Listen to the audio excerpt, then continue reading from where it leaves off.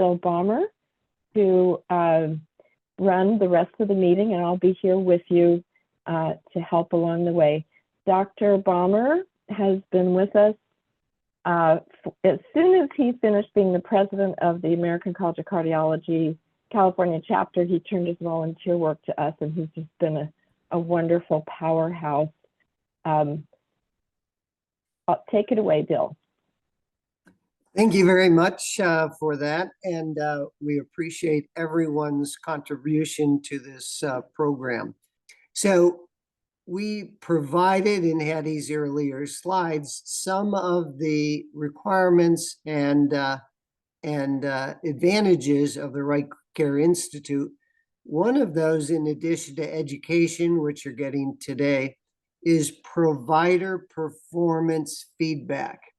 And what we're looking at here is HEDIS, the health effectiveness data set provided nationally. And we're going to go through 4 areas. And the first is going to be Sacramento, shown here. Now, for the University of California, whose colors we're showing here, blue and gold, the passing mark for UC to get credit is 70%. So as we go into a new school year, we're looking for 70% performance. Now realize in our prior slide, we were aiming for 90% success, but passing mark is going to be 70% in the UC system. So what you see here in yellow is 2015, followed by blue, the more recent 2023 data set for controlling high blood pressure in California areas.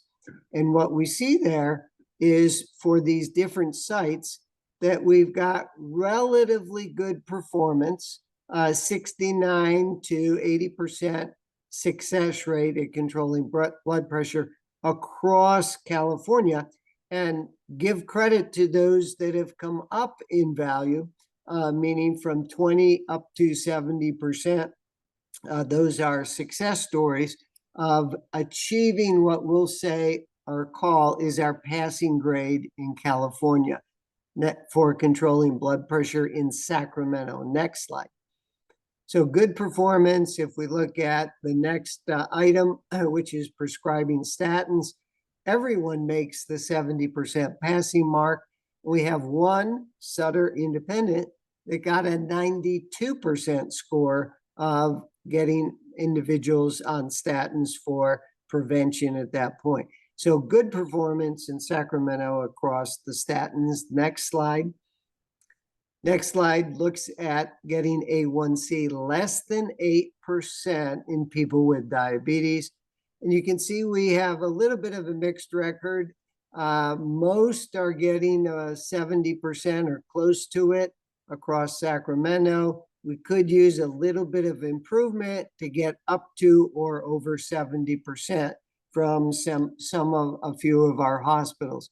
So good progress, but we need to do a better job, clearly. Next slide. Next slide is moving on to Santa Clara, a little towards the coast.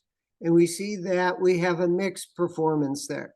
We have for getting blood pressure controlled, we have half of them doing well at 70% or higher in blue.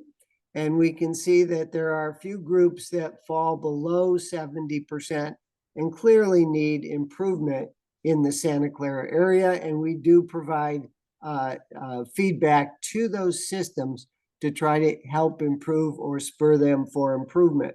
Next slide. That was blood pressure. We're moving on to statins. Statins is done better across the state, as you'll see, with all areas in Santa Clara.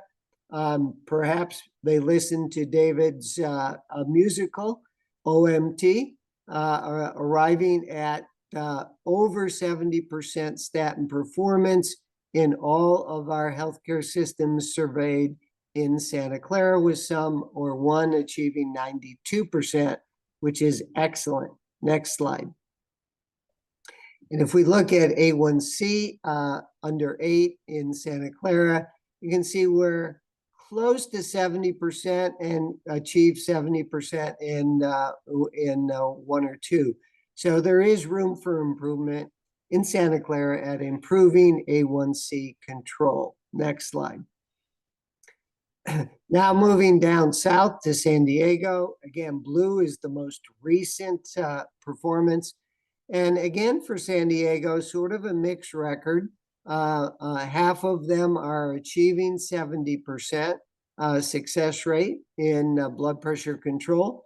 But you can see there are 3 that are less than optimal and do not achieve a passing score in San Diego. So more work needs to be done in San Diego. Next slide. And again, for San Diego, we're looking at statins. Everyone, as we saw, does well or does better in statins with passing marks achieved in all of our healthcare systems monitored in San Diego, but could be improved. We're not yet at 90%. We had a 90%, it slipped a little. We can do better even in San Diego for statins. Next slide. This slide shows A1C under 8% in San Diego. Again, half are doing well, passing mark, half are below the passing mark, and there is room for improvement in some of these programs to get better control of A1C in San Diego. Next slide. And this shows LA, and unfortunately, these should all be in blue because they're recent, but we did not have time to color them blue. But for LA County on the left, blood pressure control, again, a mixed program, half or a little bit more get 70% passing marks or higher, but there are 3 groups that are below that and significantly below that for blood pressure. If we look at statin prescription, everyone makes, again, 70% success in Los Angeles County as well. But we could get better for even those that are passing marks. Next slide. And for San Diego, or for Los Angeles, if we look at to the right A1C control, we do get passing marks for 3 of them, a little bit below that, though, for the rest of those marks. So again, room for improvement in A1C in Los Angeles. Next slide.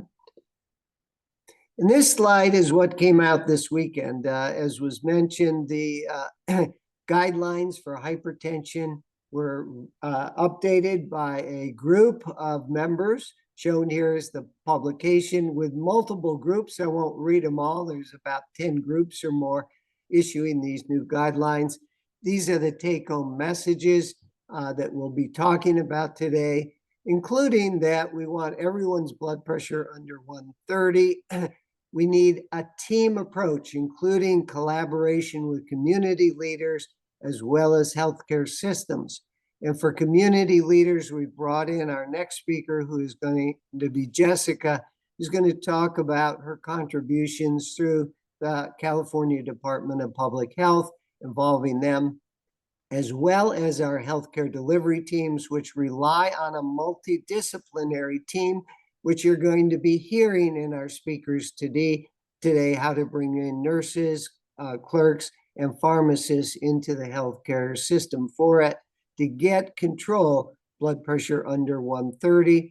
And lifestyle is always important, as you heard on the OMT musical earlier. Medications are important for that. And we want everyone under 130. And perhaps for the first time, and we may discuss it today, that for individuals with stage 2 hypertension, instead of using multiple pills, there is, for the first time, a recommendation to use single pills, fixed dose combinations. This is really the first time this has come out in the US. It's used more in Europe.